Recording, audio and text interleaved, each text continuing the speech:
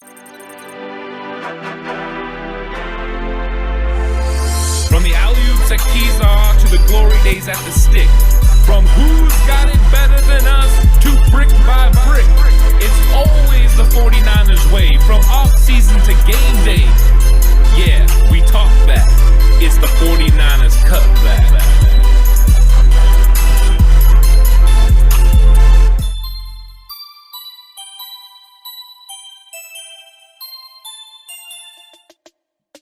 It's 49ers Cutback Podcast time. Seattle, I hate you and you're about to go down. This is the game we wait for all season. It happens twice. These are the two biggest days of the year for any 49er fan. This is when they play the Seahawks. I want no part of them. I don't like them. The Niners are going to come in and roll them. They better come in and roll them. I want Pete Carroll choking on that gum this week, boy. Choking on it. Down. Seahawks going down. Going down. Down. Seahawks going down. You're going down now. Down. Okay, that felt good. Yeah, that felt really good. Oh, man. Yeah, I we're like loose. it. We're loose. We're ready for the pod. Ready. Let's get this thing started, guys. Let's go. I'm pumped. Me too. I'm feeling solid-ish. Solid-ish. Oh, my. I don't know. Hold on. Can the camera handle that amount of energy? I know we're going to find out. Let's find out. It's a it's a lot of energy. It's good. Everything seems to still be functioning. So that's good news. I'm sweating now. I've been sweating. It's hot in here. I sweat getting out of bed. Can't contain this much hotness. That's a lot of hotness. It's a lot of hotness. We got our offensive key matchups this week with all of this hotness. Big week. These key matchups crucial to the 49ers in this game against the Seahawks. Horst, what do you got for yours to start? All right, I'm going to start out with the 49ers offensive line and George Kittle. I should have included Kittle versus the Seahawks defensive line. They need to get the outside zone game going. They need to get it going early. If they do, that's always a recipe for success with them. The Seahawks really struggled to stop it last year, and it led to the 49ers offense being wide open and them putting up points both times they played them. If they can get that ground game rolling, it opens things up for Jimmy G in the play action game. And the more they can get the ground game going, the more they get the play action game going, the further Shanahan can reach into his bag of tricks, which always spells the problem for the opposing team. Agreed 100%. That is a big-time thing this week. I think the other key matchup, and it also includes George Kittle, so thank you for segueing him in for me. I appreciate it. Is George Kittle and whatever other 49ers tight ends are playing this week, in case Jordan Reed gets a miraculous recovery or, I guess if Ross Dwelley plays, but at this point, the way he's been blocking lately. If Jordan Reed comes back, I know exactly what you're going to turn into again. What, a fanboy?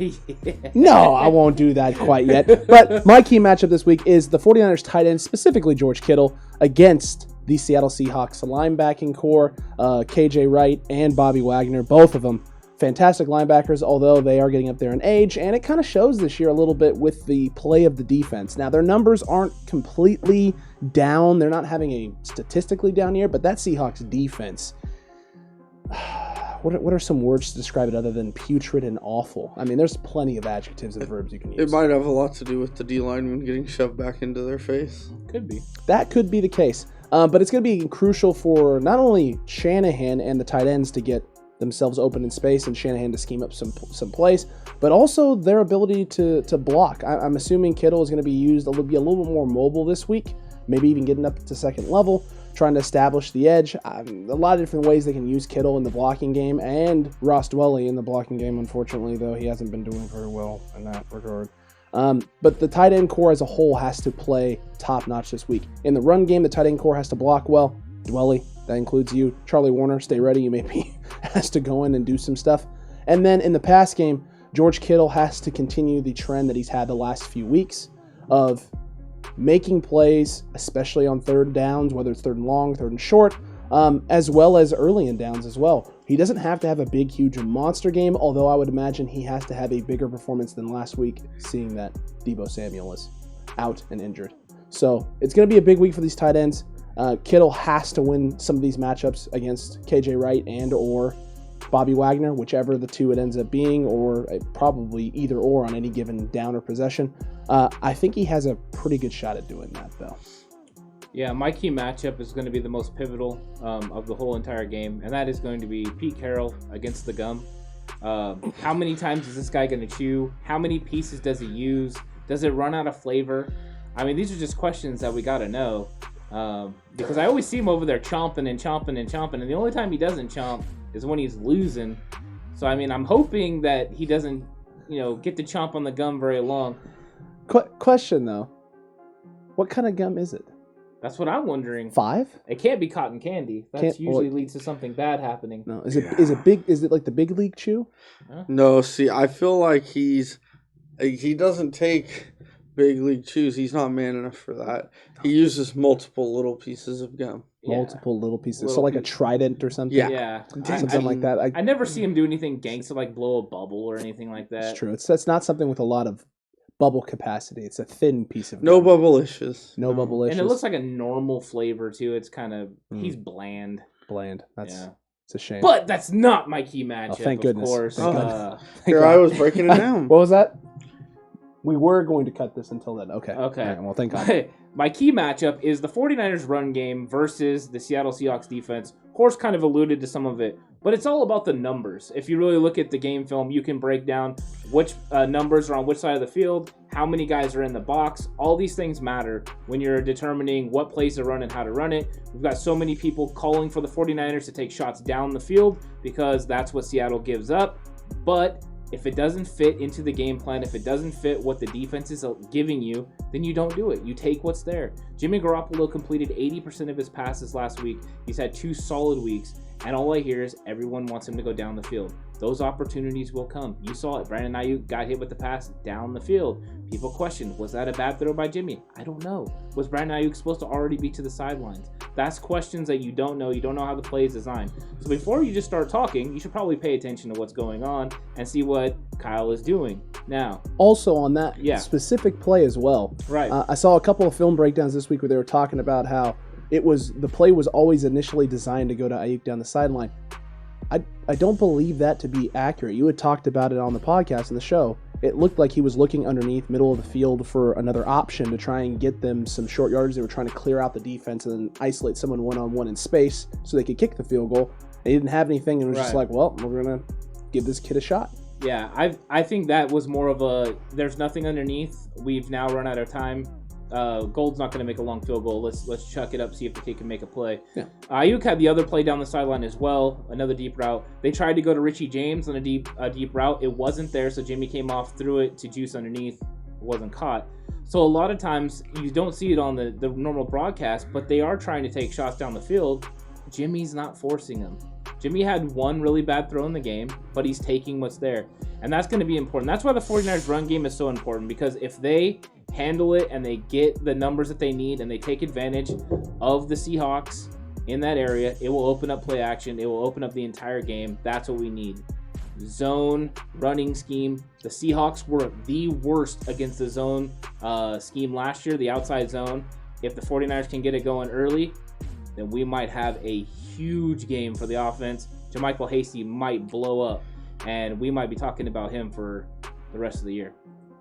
Good old Tasty Hasty. Tasty Hasty. This is a big time game this week, and we need your support. You need to go to our page, subscribe, like, hit the notification bell, and we want to know your opinion on the game. What matchups did we miss? What other key matchups may there be for our offense that determine the game? Comment down below and let us know. Also, thank you to JD Swink for being the 100th subscriber to the page. My man. We have officially made it. I kind of know that guy just a little bit. But we did it, guys. We made it. We did it. Number 100. Justin Delane Swink, you're a good kid. Thank you, everyone, for the support. We really appreciate it. That was big time. That was nice. 1/10 of the way to 1,000. We're on our way.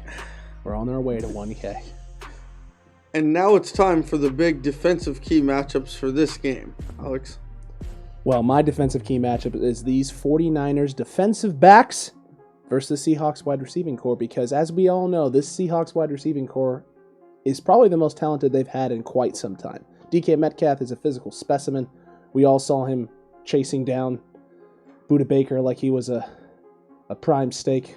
It did look delicious like one of looking those prime National Geographic videos. It was. He was a cheetah. He was literally chased him down like he was a gazelle, and he was hunting, man. He was having a go of it. He was full out sprint. I don't think I've seen a wide receiver run that fast since Julio Jones a few weeks ago when he did that to I forget who the DB was, but that wasn't a 98-yard sprint to the finish. That was insane. And then Tyler Lockett, he's a route technician. The guy is great at creating space, especially on the short routes. And the deep ball, the speed, the endurance in that guy, he can just run forever. He's like an Energizer bunny, and that's the big problem with the DB core has always been the big shots. We saw it in the Super Bowl with the Chiefs. Eventually, you get one, and unfortunately, that's the Russell Wilson magical BS that happens all the time. Is you may shut him down for 3.5 quarters, but eventually he just throws one up deep and it manages to find its way into the arms of a receiver. And so this DB core as a whole, corners and safeties, especially with no Kwan Williams out there, maybe not, who knows? He may be back, we don't know exactly. And with no Quan Alexander, the DBs are going to have to step up in pass coverage and do a really great job because you're not going to get a pass rush. Yeah. In the comment section on the last video, Jose Uloa asked what about the 49ers stopping Russell Wilson, and that's my key matchup is the 49ers defense stopping Russell Wilson. And it's the entire defense. It can't be just the front seven. It can't be just the defensive line containing. It has to be every single guy knowing where this guy is at all times, and you have to confuse him. Russ will take chances. He will make throws. He's got tremendous escapability. So we definitely got to get everyone on him. But I think that if the 49ers really pay attention to what he's doing, mix up between man and zone, spy him occasionally, I think they can make plays. So 49ers have to watch Russ at all times. You have to limit Mr. Unlimited. Is that possible? Hopefully. Oh my lord. Horse, what about you, man? What you got? Shout out to my guy, Aloha, for watching. Right. My defensive key matchup, I knew these guys were going to go with Russell Wilson-based stuff, passing game-based stuff, but mine is the 49ers linebacking core stopping Carlos Hyde. Carlos Hyde's going to come in. He's been running his mouth for weeks about the Seahawks and the Niners.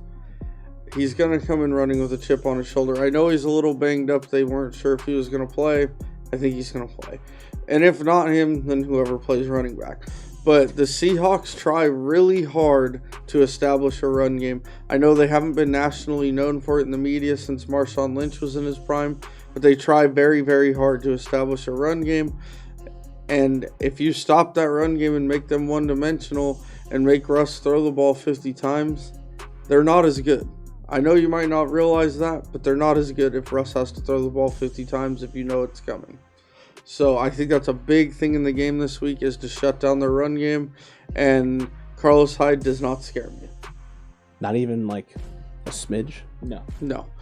He had the comment that he knows why the 49ers always lost to Seattle. The reason they always lost to Seattle when he was there is because our talent was so bad that Carlos Hyde was our running back. I'm gonna send a little message to Carlos Hyde. Oh, hold on. Let's send this message. What is this message? I just want you to know, you can't run and you can't hide.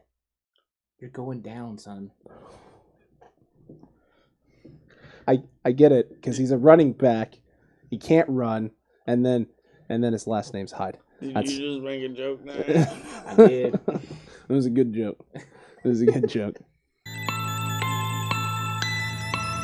Wow, that's really bold. Whoa. It is. Well, that's bold time. Really bold. Really bold. Whoa. Naturally bold. Big week. Bold takes. V-neck. It's V-neck. Absolutely. But it's time.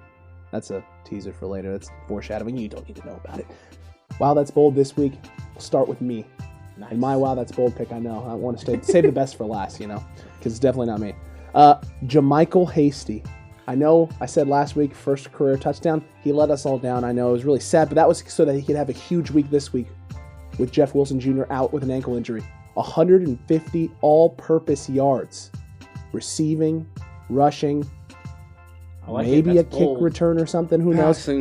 and 2 tutties. 2 tutties for Jamichael Hasty and 150 all-purpose yards. Ant, what do you got? I got this. No one is going to expect this from me, especially not the guy I'm going to talk about. But Kendrick Bourne is going to score a touchdown to help seal the game for the 49ers. 84, doing it big. Is that the return of RZKB? It would have to be a return because I don't know where he was last week. He was in witness protection. Are you doing all right? I'm doing all right. Did you get some sort of RZKB sponsorship or anything? No.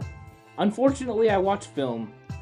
And I think that Kendrick Bourne is going to make a few more plays this week. Last year, he dropped the ball against Seattle. Literally. This time, he's going to get it done. He's going to get it done. All right, man. I'm looking forward to seeing it happen. Horst, what do you got? My wow, that's bold, is that the 49ers will hold Mr. Unlimited under 250 passing yards and the Seahawks as a team under 350 total yards. Whew. If that happens, the 49ers are winning the game. That's guaranteed. That's the point. Yeah. It's an easy dub. Yeah, big time. Easy dub. Let's hope all of these happen and more. If all of our bold predictions come true, the 49ers just mollywop the Seahawks. Mollywop the Seahawks, and you can come back. You can come back. I want you to come back to this moment right here in the video. Timestamp right there. And just smile with us. Right. Just smile and enjoy this moment. Ready? Everybody, just enjoy it. Bask in this. Bask in his glory. What a wonderful moment. Tuesday's episode, we are hopefully going to be celebrating the wonderful victory that the 49ers had against the Seahawks. Well, we will be here with all the reaction, good or bad, letting you know what key matchups came true, which ones didn't, breaking down the game, letting you know everything that happened. Hopefully it's a good celebration, because if it is, it's going to be a party.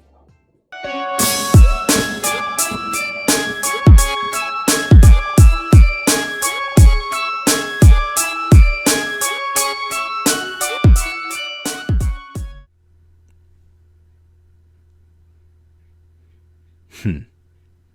49er Cutback Podcast. They think they're so smart when it comes to lock it up. They have their knowledge and their stats, and they think their picks are going to be better than mine because they're the sports guys, and I'm the comic book movie nerd. Well, they can go ahead and think that. Right up until I surprise them. I'll show them. But until then, I'll play the comic book nerd. I'll play their angle, make them think they have the upper hand. I won't say a thing. Won't show any signs. Not until the time is right. Heck, I won't even swat that fly that's on my fingers. Nope. Not even swat it. I'll just sit here cool and collective. And they'll look at me and think, wow, he's so calm. He won't even swat a fly. Like Joe Montana in the pocket, cool as can be. There's 2 flies. 4, 6. Okay, time to swat. How can there be so many flies in here? How'd they get in? It's very unsanitary. Disgusting. Ugh. Where was I? Oh, yeah. I'll show them. I'll show them all. Show them what? I'm forgetting something. Shouldn't I be doing something right now? What do I usually do around this time? Oh, picks. In our special game, I'm taking the Bears over the Saints. The Rams over the Dolphins, I think, is the way to go. And, of course, the 49ers over the Seahawks. I mean, what do you think I'm going to do? Come on. Anyway. Where was I? Oh, yeah. Happy Halloween, and watch out for the psychos. But seriously, why are there so many flies in here? 20? Disgusting. Okay. These things are getting dark. Happy Halloween, everyone. I'm the one who recommended that guy. Jeez Louise, man. You're creeping me out more than Esteves is. My goodness gracious. It's time to lock it up, boys, before these two lose their absolute ever-loving minds. Lock it up. We're here. Oh my goodness, look at that lead. Ballooning. Taking over. And the first ever sub 500 person on the show. Congratulations to me. Way to go. Self-5. Well, actually, that's incorrect. We were all sub 500 after That week doesn't. one. Week one doesn't count. It doesn't count. It's until you establish yourself. You get some games under your belt. Some weeks under your belt. I can't believe I've done this. Oh my lord. And kick it off. I can't do this. All I'm right, disgusted. so Cardinals are on a bye, so we had to put a special game in. So we chose another NFC preview to the playoffs matchup because this is big for the 49ers. How both of these teams end up. Both are in spots where they could either win the division or a wild card. So, Horst, who do you got? The New Orleans Saints or the Chicago Bears? Da bash. The Bears. Da bash. After watching that impressive offensive showing on Monday by the Bears, I am left with no choice other than to take the Saints. I think the Bears defense gives the Saints offense a little bit of problems, but I still see the Saints pulling out a win about 24-10 because that Bears offense is just It's non-existent right You now. got some respect for the Saints defense. You do. No, it's just no respect for the Bears offense. Well, I do have. It's hard to say I have respect for the Saints defense because they did something similar last year where they were absolutely atrocious, but it was only for like 3 games, and then they figured it out, and their defense locked in, and then when the Niners came to town for some reason, both teams forgot that defense was a thing. But I don't think you see a magical resurgence of this Saints D. They've kind of shown you who they are now, and they're not someone who can stop a team for 4 quarters. They're a defense that can stop a team for a drive, and I think that's what ends up happening this week. They stop them for a drive, maybe 2, and are able to balloon their lead up a little bit. 28-21 Saints. I think that the Bears are going to give the Saints offense some issues. They still have Khalil Mack. Even though he's not 100%, he still brings pressure. The defense is good. They're solid. It's going to be a good game plan, I'm sure. The problem is Nick Foles, pretty one-dimensional. It's too bad you couldn't put Foles and Trubisky together. I think both of them together, the clutchness of Foles with the athletic ability of Trubisky would be pretty good. But unfortunately, that's not going to happen. And the Saints are going to win this game. I think it's going to be 23-17. It'll be a good battle, but Alvin Kamara is just a little bit too much, and that'll be the difference in the game. Next up on the docket is the Rams versus the Dolphins in Tua Tagovailoa's first NFL start. What do you have going down there, Alex? I have the Dolphins with Tua getting his first win and his first career start. I think the Dolphins are going to rally behind Tua and what's going on. I don't think you're going to have any sort of dissension. They've had a week to digest what's going on. Tua's had an extra week to prepare specifically for this game. I think this is like the all-in move for Brian Flores. He's moving all in with his group, all in with Tua at the QB spot. The team's sitting at 3-3. This is either the game that gets them over the hump or the game that gets them under the hump. I think that you have this is an issue for the Rams. I don't think they were preparing at all originally for this Tua game, so now you only have a week to prepare for Tua Tagovailoa under center, and you don't really know what they're going to do offensively with them. And so in that regard, I feel like they have an advantage. They have sort of you don't know what they're going to throw at you. Are they going to try and get Tua out of the pocket in space? Are they going to run Tua at all? Are they going to take even more shots downfield than you were with Fitzpatrick? Or are you going to play a little bit more conservative? And I do think there is very much a big lack of respect being put on this Miami Dolphins defense. And I think they are going to show that the pass rushing ability they demonstrated against us without Shaq Lawson is going to be even more potent with Shaq Lawson against that really, really terrible Rams offensive line. Miami, 24-17. I think the Dolphins were, doing this because it's the bye week. It gave Tua 2 weeks to prepare as a starting quarterback, and it's ultimately going to be a huge mistake because Aaron Donald is on the other side of the field. It's true. Michael Brockers is on the other side of the field. That is true. Who got pancaked by Kittle? Yeah, but Kittle doesn't play for the No, Dolphins. I like to point it out. Yeah, Gesicki will not be blocking like that. That's accurate. I do think that this is going to be a little bit of a learning time for Tua Tagovailoa. I've seen a lot of his games when he played at Alabama. I think that if they force him to the right side or they even keep him in the pocket, he's going to have issues. He is athletic, but he's not overly athletic that you have to freaking worry about him, like the way you would Kyler Murray. So I think that this is going to end up being a problem. Plus, I think that the 49ers proved how good they were beating the Rams, because I think the Rams are a really good football team from what I've seen. And I think that actually the NFC West has, the best division. I don't even think it's close. And I think only Tampa Bay is really the other obstacle, maybe even Green Bay. So I think the 49ers are going to, I think the 49ers. I think that the Rams are going to win this one. Shoot, even games where the 49ers aren't playing, I want them to win. Sure. But no, I think the Rams are going to win. I think they're going to win 27-17. 27-17? Interesting score you picked there. Because I have the Dolphins and Tua continuing the trend of rookie quarterbacks this year playing well, winning the game 27-17. Interesting. I have a feeling I'm going to be out on a Ram limb again. A Ramlet. You did. Oh God! Now I'm getting nervous.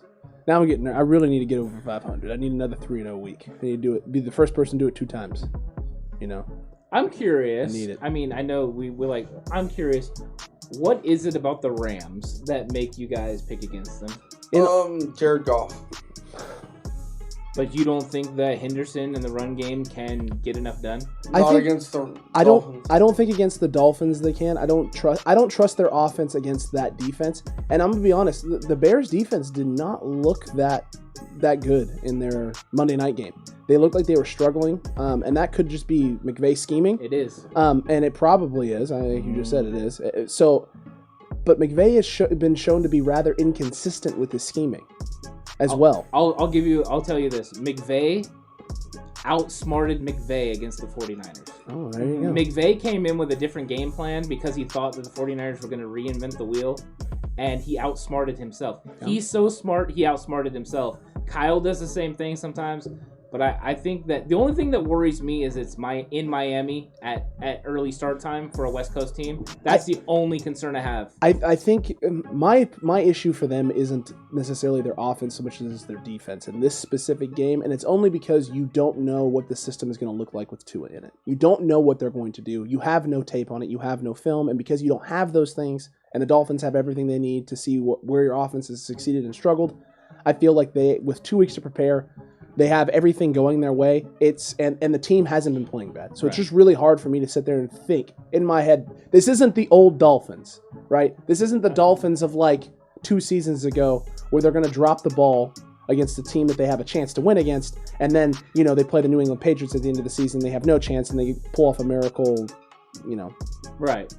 schoolyard BS play where they draw it up in the dirt and it works. Right. I don't feel like this is the same team, and so therefore I got to show them a little bit of respect. Yes, the Rams are good, but the Rams are also sitting at 5-2. Unless the Rams start Brian Allen on Sunday, they're going to win. Poor Brian Allen. That man cannot catch a break ever. Ever. Poor man. He got cut this week too, didn't he? He did. Yeah. For shame. Hope you can provide for your family and bring him stuff. But anyway, that's beside the point. Brian Allen aside, big game this week. Hugest of games. 49ers versus Seahawks. Ant, what do you got, man? So yeah, this one was hard to really break down and think about. I think this is going to be a just straight battle. I think the Seahawks offense is so much more potent than it has been in the past because of Russell Wilson in the passing game has been opened up. They're throwing more than they ever have. I do see some weaknesses in the backfield because I think with injuries to Carson and even Hyde and maybe even more than that they're going to be putting out some players that are maybe nursing some things similar to the 49ers. But I think that the 49ers offensive line is tremendously better than the Seahawks defensive line. And I think the 49ers defensive line is good enough to beat the Seahawks offensive line. And that's really what it comes down to. So as long as the 49ers, they don't have to stop. As long as they can slow Russell Wilson, I think the 49ers can win. And I think they will win 31-24. I have similar theories about the game. I think it comes down to who wins the battle up front with these two teams. It kind of always has in the past. I think the Niners are better up front. I agree. And I think they win the game 24-21. 24-21. Yeah, guys. I have the San Francisco 49ers winning 38-27. I think that... Darn near a blowout. Darn near a blowout. It's close, but not quite there. I think the like you said, the front line matchup is kind of the key thing, and I think they kind of neutralize themselves on either end in terms of the Niners D line. I don't think they're better than the Seahawks O line. I don't think they're worse, but I don't think they're necessarily better. It's probably much a stalemate. The only advantage I give us is our O line against their D line, and I think that's the thing that keeps us moving and going. I think we don't get out necessarily to a slow start, but we get out to a pretty decent start. We take some long drives down the field, put some points on the board. I think in the second half we really open it up once Shanahan makes some adjustments and we see some big plays against this really bad Seahawks secondary. And that's when we kind of blow this game open and put Russell Wilson in a position where he's got to throw the ball a lot late. They get some drives to put some points on the board. But in the end, it's not enough. No Russell Wilson BS today. And the Niners get out with a big W. I will make one guarantee. Javon Kinlaw is going to cause so many problems for Mike Upati. Mike Upati will wish he'd retired already. Because this is a major issue. He's as strong as Upati, but he's a lot faster. And Upati cannot pass block. He is a really bad pass blocker in this stage in his career. He never was great, but he's not good now. He's going to play like Potty. You've heard from us. You know what we've locked up. You know what we've decided. Now we want to hear from you. How is the 49ers game against the Seahawks going to go? What's the score going to be? Let us know in the comment section down below. And while you're down there, don't forget to like the video, subscribe, interact with other people commenting. Have a conversation. It's going to be a great time. We're going to have lots of fun this week because the Niners are going to come out with this big W. And we want to know from you what you think about the situation. And we definitely will comment back. Yeah, no, we will. We've been all really good. I don't know about all day, but we've been pretty good about it. All day? All day, every day? All day. Because this game is so big, we are going to cut promos against the Seattle Seahawks. And we got some special guests to help us as well. Let's send it to them right now.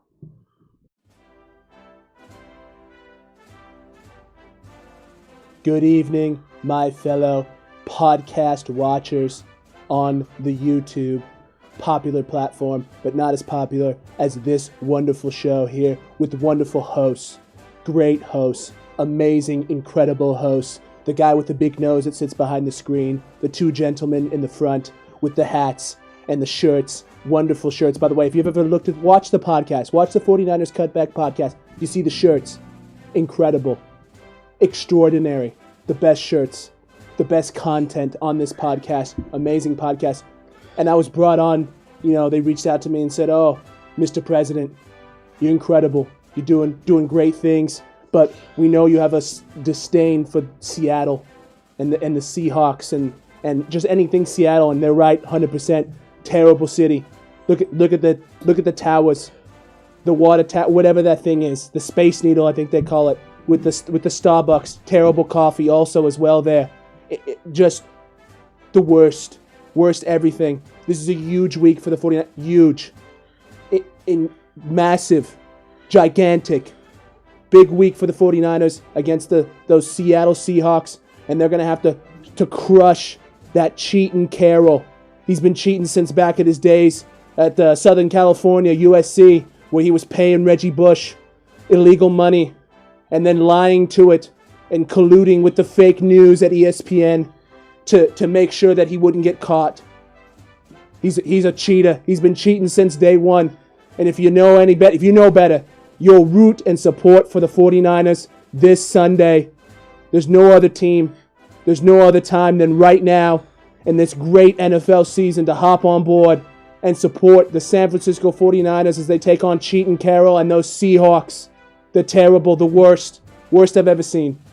Absolutely awful. Thank you guys for your time. Appreciate it. Go 49ers. Support the 49ers Cutback Podcast. Wow, that was an important person to have on the podcast. Mm-hmm. And if there's one thing he's right about, this game is going to be a fight. It's going to be a battle. And in a battle, you have to be willing to claw yourself and everyone around you apart for that inch. Tonight, we play Seattle. Tonight, we beat Seattle. Go Niners! Go Niners! I want you to look at your teammate over there who'd give anything to be on that field with you. Ladies and gentlemen, my heart is full. 49ers need to give perfect effort. They're going to remember forever the night they played the Niners. Real quick, just confused about what it is that you're exactly doing. I don't know. It looks like some sort of reference to things that I'm not familiar with as I'm, running the country and everything. But just want to say, huge fan of the podcast. I don't know if I said that before. Big fan. Love everything you guys are doing. Carry on, gentlemen. You're doing wonderful. Yeah. You need to quit reading your news clippings because they're smaller. They're going to be smaller every week. Ever since they dropped down, before they've been killing people. They've been hurting people. You're going to use your mind. You're going to play with your heart. So you're going to win a championship. See this football? It's all your hopes, all your dreams, your soul in a roll. Go, baby, go! Hey, man, that was pretty funny. Hey, That guys, was a good one. I'm back. Yeah, I like that. Yeah, that was fun. That was all fun. I'm sad I missed on your guys' stuff. That looked like you guys are having a good time, but it's fine. I like to do the Don sometimes. It's all good. It's all good. But wait, do we have another? We have another guest. We do. Oh my gosh. Roll the tape.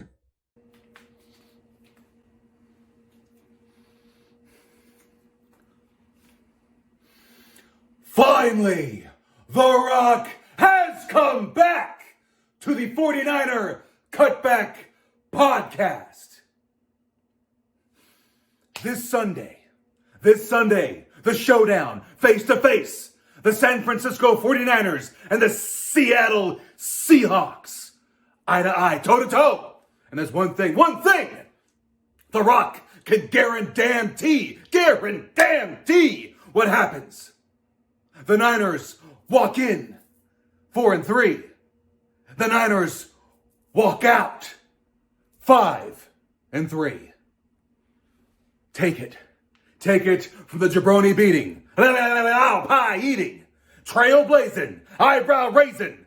Niners walking in to entertain the masses by shining up their boots and sticking them straight up Seattle's candy asses. If you smell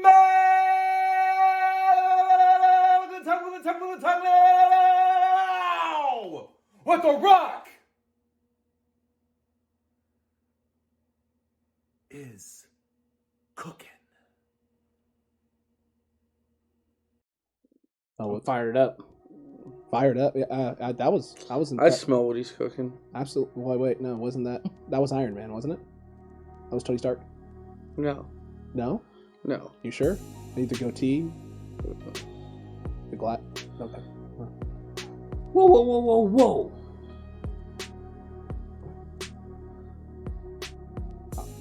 Is that the line? That's the line. Yes. We have strict morals here. Yeah. Well, we just had a blast with those promos. I don't know if you enjoyed any of it. Hopefully you did. If you did, make sure you hit that like button. But we just want to say thank you. Thank you for watching the show.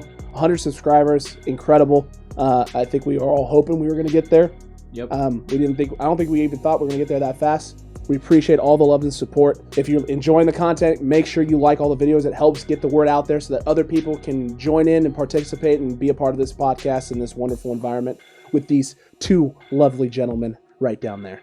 Yeah, we like having some laughs, joking it up. We like just, doing all kinds of different things. So that's why we have been kind of changing it up. We like to have the football content. We like to talk about it, but we like to keep it light too. Hope you guys enjoy the ride with us. We're having a lot of fun. It's been a fun season so far. We're looking forward to more things, future. Who knows what we can have planned coming up.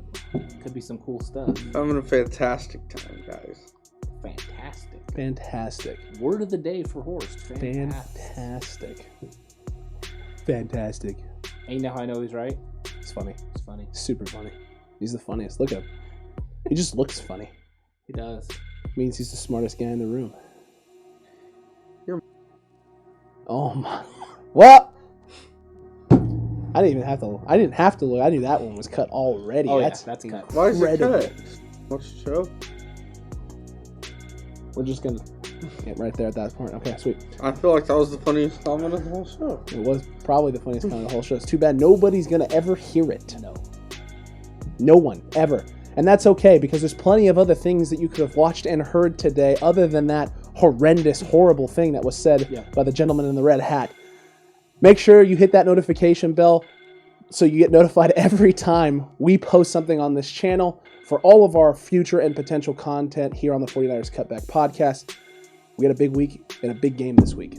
Yeah, the 49ers need to win this game. This one can set them up for the playoffs. This one can put the season back where it needs to be. They can go back into the driver's seat because they are positioned well to do well in the NFC West. I am definitely looking forward to the 49ers Seahawks game. Yeah, big time game. Like I said at the top of the podcast, the best 2 weeks as a Niner fan. Maybe not the best 2 weeks, but the most exciting 2 weeks as a Niner fan are when they play the Seahawks. I'm ready for it. I think we're going to pick up a big W. Looking forward to seeing you guys Tuesday. Absolutely. Tuesday's going to be a big show in which we're hopefully having confetti and stuff fall down from the ceilings. The fireworks are going off in this room. The house is almost catching on fire, and we got fire extinguishers everywhere, and we need to get this place up to code stat because I'm seeing some problems. We'll have to call our buddy who's a fire inspector now. I'll have to give this place a little rundown. But the big deal and the big thing is that we're going to have a big fat W to talk about on Tuesday, and it's going to be a wonderful, amazing time. Yep. You know what it is, guys? Let's chalk another one up.